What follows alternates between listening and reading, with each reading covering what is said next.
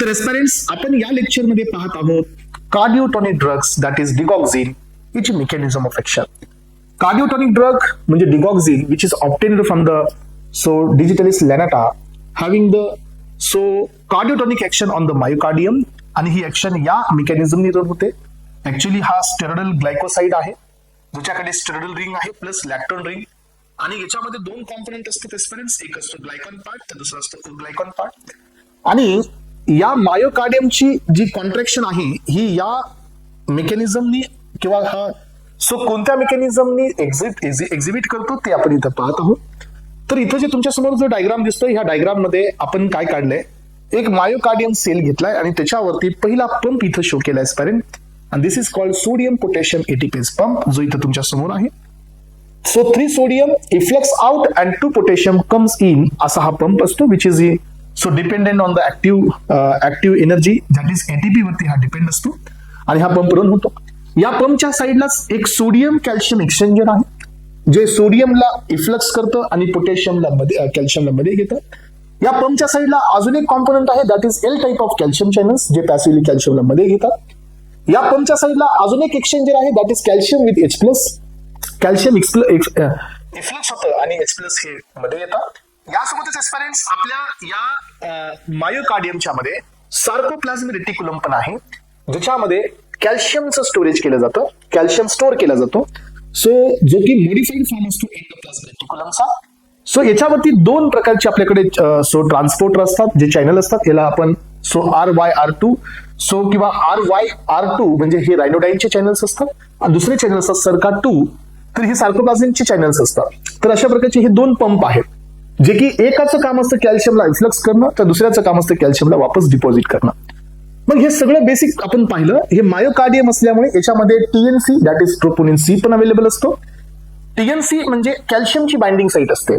तुम्ही basic foundation मध्ये आपण पाहिलं की ट्रोपोनिन सी कडे काय असतं, कॅल्शियम बाइंडिंग साईट असते. Whenever the calcium will bind with the troponin C, then that will activate the actin myosin filament binding, आणि काय मिळतं आपल्याला, कॉन्ट्रॅक्शन. मग हे झालं याचं बेसिक. मग आता आपल्याला हे पाहायचं आहे parents, so how it works, हे पंप कसा वर्क करतो, आणि how this pump is responsible for the increasing the diastole. Actually this pump is not responsible for the increasing the systole. हे पंप रिस्पॉन्सिबल असतो इन्क्रीजिंग द डायस्टोल, आणि if it is in the excess, तर मग आपल्याला कंजेस्टिव्ह heart failure होत आहे. मग कसं होत आहे हे पहा. नॅचरली काय होतंय की इनर सोडियम जे आहे इनसाइड द सेल, हे सोडियम इफ्लक्स होत आहे एक्स्ट्रा सेल्युलरली, आणि एक्सचेंज होत आहे पोटॅशियम सोबत, पोटॅशियम कम इनसाइड. मग जसं पोटॅशियम मध्ये येत आहे आणि सोडियम बाहेर जात आहे स्टुडंट्स, इंटरनल जी अवेलेबिलिटी आहे सोडियमची ती होत आहे डिक्रीज. इंटरनल अवेलेबिलिटी जी सोडियमची आहे ती होत आहे डिक्रीज, आणि ती अवेलेबिलिटी नसल्यामुळे हा पंप होत आहे ऑटोमॅटिकली इनहिबिट. समजलं सगळ्यांना. पहिल्यांदा हा पंप ज्यावेळेला ऍक्टिव्हेट होत आहे त्यावेळेला sodium goes out and the potassium comes in. whenever the sodium will goes out, then the inner concentration or cytoplasmic concentration of sodium is getting down, म्हणजे कमी होत आहे. आणि असं झाल्यामुळे there is no availability of the sodium for exchanging with the calcium, म्हणजे sodium calcium exchanger साठी सोडियमची availability नाही आहे. अल्टिमेटली सोडियमची अवेलेबिलिटी असल्यामुळे हे एक्सचेंज पॉसिबल होणार नाही, आणि त्यामुळे calcium will not come inside, calcium मध्ये येणार नाही. पेरेंट्स, कॅल्शियम मध्ये नाही आल्यामुळे कॅल्शियमचं जे कॉन्सन्ट्रेशन आहे इंट्रासेल्युलरली, हे कॅल्शियमचं कॉन्सन्ट्रेशन हे ड्रॉप डाऊन होईल.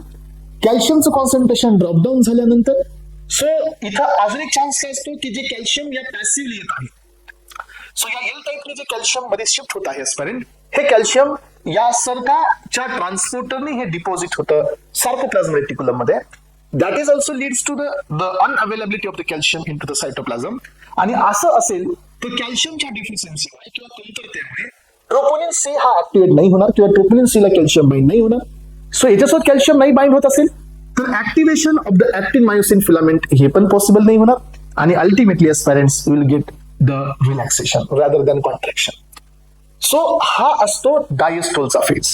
याचा अर्थ sodium potassium ATPase pump will regulate the diastolic phase, जो की तुमच्या कार्डियक सायकल मध्ये फेज नंबर 4 असतो. मग आता आपल्याला हे पाहायचंय की जर हेच कंडिशन एक्सेस मध्ये गेली तर, ही सेम कंडिशन जर एक्सेस मध्ये गेली तर काय होईल सांगायचं पर्यंत, की जर हे ऍक्टिव्हेशन जर जास्त होत असेल, रादर दॅन नॉर्मल, जर हे सोडियम इफ्लक्स हा एक्सेस मध्ये होत असेल, पोटॅशियम इन्फ्लक्स जर एक्सेस मध्ये होत असेल, हा चॅनल जर एक्सेस मध्ये जर इनहिबिट होत असेल, then suddenly cytoplasmic calcium concentration of the calcium हे ड्रॉप होईल आणि आपल्याला डायस्टोलिक फेज ही आपली प्रोलॉंग होईल आणि अशा केसमध्ये तो पर्सन सफर करेल कंजेस्टिव्ह हार्ट फेल्युअर पासून. Then this person will suffer from the congestive heart failure. मग आता सिम्पली आपल्याला काय करायचंय? सिम्पली पेरेंट्स, आपल्याला हे कंजेस्टिव्ह हार्ट फेल्युअर आपल्याला नकोय. मग या केसमध्ये आपण या ठिकाणी या पंपला आपण इनहिबिट करतोय. या पंपला इनहिबिट करण्यासाठीच आपण या ठिकाणी डिगॉक्झिन देतोय, which is obtained from the digitalis lanata. हे डिगॉक्झिन देतोय. हा एक एटीपी डिपेंडेंट पंप आहे पेरेंट्स. हा पंप आपला इनहिबिट होतो. इनहिबिट झाल्यामुळे काय होणार आहे? Calcium will not come inside आणि पोटॅशियमचं आउटफ्लक्स पण थांबतं. पोटॅशियमचं आउटफ्लक्स इथं कमी होतं, त्यामुळे सोडियमचं आउटफ्लक्स कमी होतं, पोटॅशियमचं मध्ये येणं थांबतं. सोडियमचं आउटफ्लक्स कमी झाल्यामुळे सोडियमचं कॉन्सन्ट्रेशन इन्क्रीज होतं. Then immediately sodium will replace with the calcium. Sodium goes out एक्सचेंजरने आणि कॅल्शियम मध्ये येतं. कॅल्शियम मध्ये आल्यामुळे सायटोप्लाझमिक कॅल्शियमचं कॉन्सन्ट्रेशन वाढतं. सायमल्टेनियसली या सोडियममुळे हा तुमचा चॅनल बी ऍक्टिव्हेट होतो. जे सार्कोमध्ये जे कॅल्शियम आहे ते बी तुमचं सायटोप्लाझम मध्ये पंप होतं आणि intra cytoplasmic calcium concentration increase होत पेरेंट्स. हे कॅल्शियम बाइंड होतं ट्रोपोनिन सी सोबत. Then actin myosin filament theory run होते आणि you will get the contraction.